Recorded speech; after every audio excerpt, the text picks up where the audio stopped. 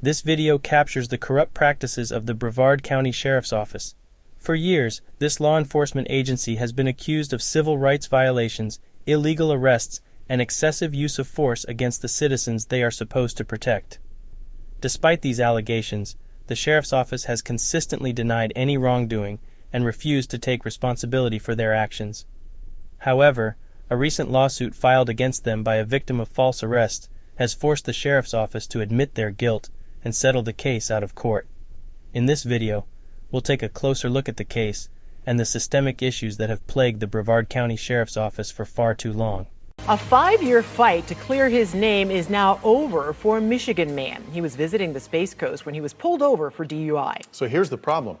He was not drunk. Welcome back to the Audit the Law channel.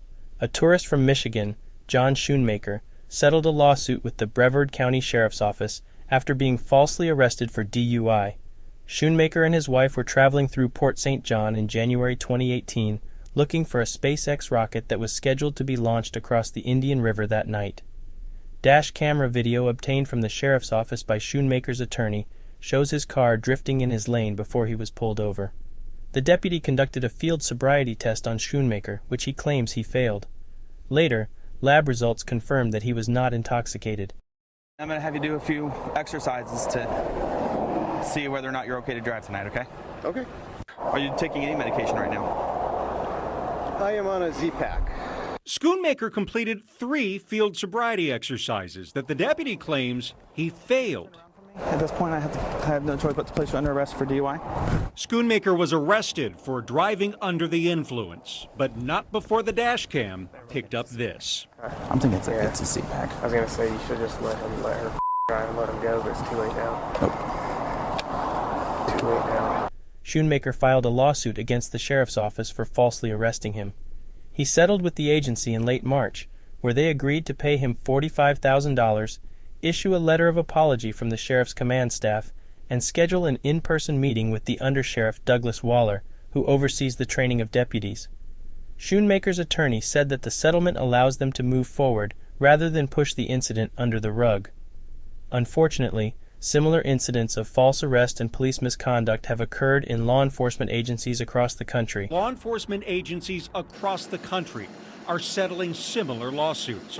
Here in Florida, since 2010, the Orlando Police Department has paid $100,000 to settle claims of false arrest.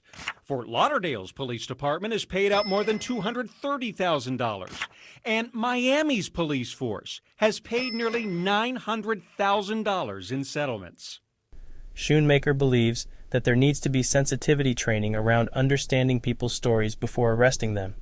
He also expressed his thoughts that justice is in the process of being served. What would you like to see changed?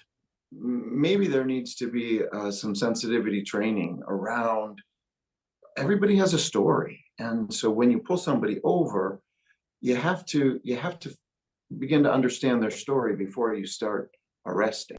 The settlement with the Sheriff's Office allows Schoonmaker and his attorney to move forward. It is essential to recognize the importance of proper police training and the impact it has on the community.